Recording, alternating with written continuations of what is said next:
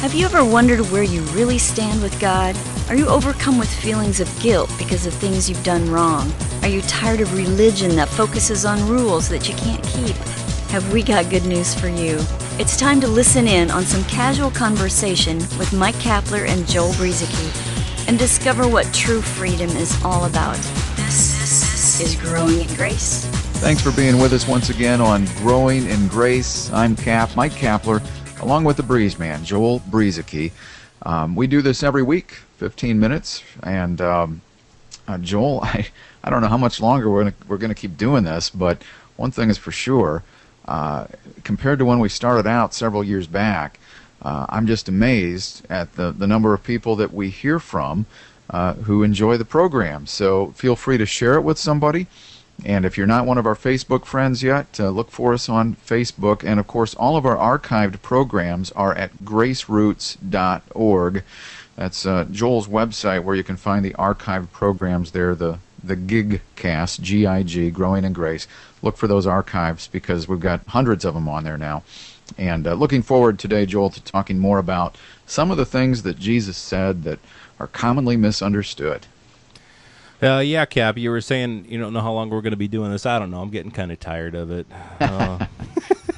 Not at all, man. 200 plus programs here, and you and I, we're loving this. And that's no joke. That's just the truth. We really do love getting together for this. So anyway, yeah, starting with the wrong premise, you're gonna follow the wrong track the whole way, and so we're trying to, hopefully get back on the right track with some things that perhaps in the church today, are misunderstood. We talked about that certain lawyer who came up to Jesus and asked what he could do to inherit eternal life, and talked about how some laws were mentioned there and how that wasn't the point. We talked about some other things, and this week, the prodigal son, Cap. You before we recorded today, you were talking about how the title of that parable, the parable of the prodigal son, is probably not accurate. In fact, as the way that we're seeing this parable, really the focus shouldn't be on the prodigal son at all. Shouldn't be on the older brother either. And as we ended up saying last week, the hero of the story isn't us at all. It's not about us at all. We got to get the focus on the real hero of the story, on what is really being said here. And we think that the focus should be on the father, the loving father, when it comes to the parable of what's commonly known as the prodigal son. Yeah, well, again, our thinking is not looking through the right set of lenses because of the misunderstandings we've had even from the very first part of Matthew about what Jesus was communicating, and not gonna hammer back on that. Just go back and listen to the last few programs. But the point is that when you're looking at it through the wrong set of eyes, you begin to see a lot of things through the wrong set of eyes, and we tend to want to make ourselves the center of the story. So that's what we did with the prodigal. It shouldn't even be called the prodigal son. We call it that, and the whole focus here in the story should be on the unconditional love of the Father. I mean, here's this young man who ran away, went off and did his own thing. That's true, but the focus of the story here is that this guy did nothing to deserve any kind of favor with his Father. The love, the acceptance, it never went away. I mean, God never rejected this son. He was always there for him. Never went anywhere, never stopped loving him. And that's really what the center of the story should be. And when the son showed back up on the doorstep, he started to spout off on all the things he was going to do, all these promises that he wasn't going to be able to keep, by the way, all this stuff he was going to do if the father would just let him come back and become a hired hand. He didn't even have to be treated like a son. Just treat me like a hired hand, and I'll do this, this, and this. God shut him up. The father shut him up and said, I don't want to hear it. Just get in here. You're mine. I think that's interesting. Yeah, and I think the unfortunate thing is if we see ourselves as that prodigal son who said, "Oh man, Father, this is what he was going to say to Father, I have sinned against heaven and in your sight. I'm no longer worthy to be called your son." And if we continue on with that mindset, which was a wrong mindset, the prodigal son came to his father with the wrong mindset. We've got to get that point in, because the father had a totally different mindset of his son who had been missing. The father's response is, "Oh, you've been dead, but now you're alive." He was thrilled that his son, I don't know if he knew that his son was dead or not, but to him, he was missing. He was gone. And as far as he was concerned, it was sad for the father because his son was dead, but now his son, who had, quote, been dead, was now alive again. And he was lost and is found. And it says they began to be merry. They began to have fun. The father threw a party for his son. That's the point of the story. And so, we can look at ourselves as, okay, if we want to put ourselves in the place of the prodigal son. All right, once we had gone missing, once we were lost, but now we're found. Let's be happy about it. Let's not walk with our heads hung low going, "Oh, I'm no longer worthy. I'm just not worthy to be a child of God," because God has a totally different view of us. We are worthy because we are loved dearly by Him. That's the point of the story.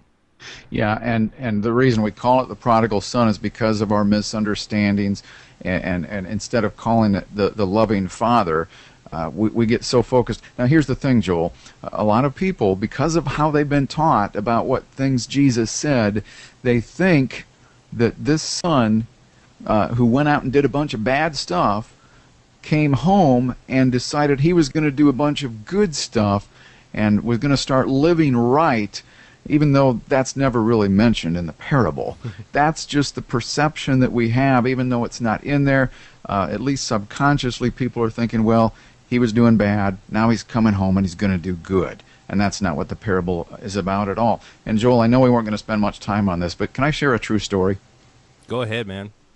I know somebody, he just shared this with me recently. When he was a young man, he decided to take a friend out who was visiting town and decided to go have a little fun. So he went over and was tipping over some street signs out in the country. Like, I don't know, speed limit signs, whatever they were, stop signs, I don't know. Stuff that you would do. No, just kidding. He got caught and ended up having to appear in court. And he figured he was pretty much toast, or at the very least would have to do some sort of community service or something. He gets there before the judge. See, the law was there to judge him. And he gets there and mentions, when he's asked his name, he says his name.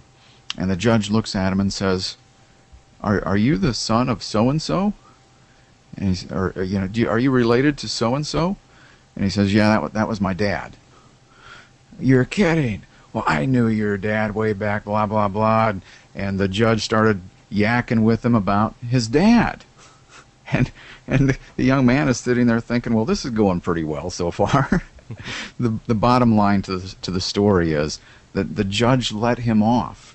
And this young man, at least back then he was a young man, he was convinced the reason that he was let off was because of who his father was.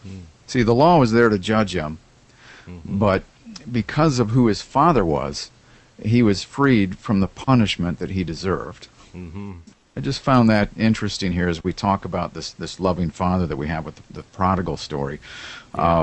It's all about God's unconditional love. It's not about the prodigal, the son, running away and coming back and now he's going to start doing everything right. That's not what the story is about. That's true. And yeah, now that you say that, I've got I think I've shared this story too before, and so we're probably not going to get into some of the stuff that we had planned on, but that's all right. Because I had one time, over half my life ago, when I was still a teenager, and going to be vulnerable here and just share some stuff that I did as a teenager. One night we were out. I was out with 4 friends. We were out drinking, and we had we had quite a lot to drink. And I was out driving on a gravel road and went around a corner. I didn't see the corner, and ended up turning just a little bit too late. We ended up upside down in a ditch. And fortunately, nobody got hurt. Everyone was okay. But we ended up, my friend and I ended up spending the night in the lockup, spending the night in the city jail. And then it was a Saturday night. And my dad is a pastor. My mom, of course, a pastor's wife. And they let us out around 6 a.m. that Sunday morning. And I started walking home real slowly. We went and looked at the totaled car that my dad had purchased for me for college. This was a gift they had given me, and I had dropped out of college not too long before that, so that just added to some of the pain of what I had done to my parents.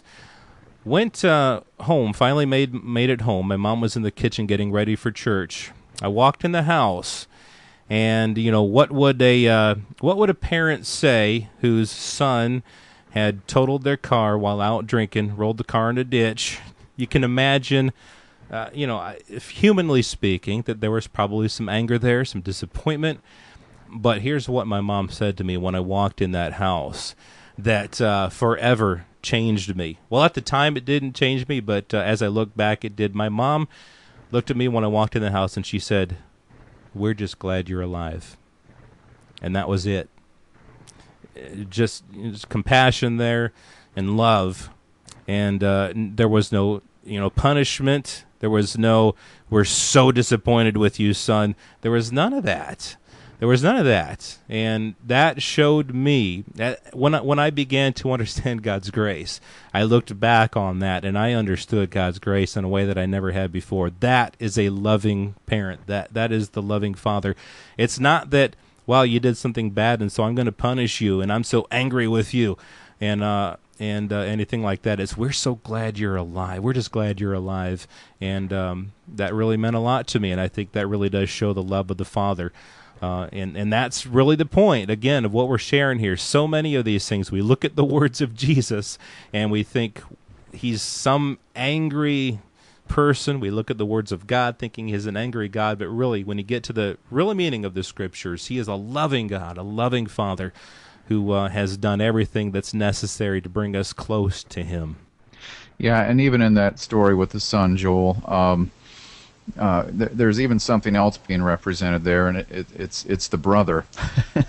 The brother who was upset and said, "Hey, wait a minute, I've been here the whole time." And you know what the brother, to me, represents? It represents someone who is indeed a child, but somebody who hasn't really understood unconditional love, and is still caught up in some legalistic issues of their own, thinking that somehow they deserved something because they were faithful in some way. And that, again, is not what this story is about. It's God's unconditional love. And I just think that this is another great example of us looking through the wrong set of eyes, because we, as Steve McVeigh says, we usually like to make ourselves the heroes in these stories. The hero is God. It's Jesus. He's the one who has done it all and will continue to do so for the rest of our lives, because it's his life in us. Well, Joel, we'll talk more about some things Jesus said next week. In fact, one thing we want to touch on is the rich young ruler, a young man who came to Jesus and said, "What must I do to inherit eternal life?" Jesus started rattling off the 10 Commandments to him, at least 5 of the 10. And so does that apply to you and me? We'll talk about that next week here on Growing in Grace.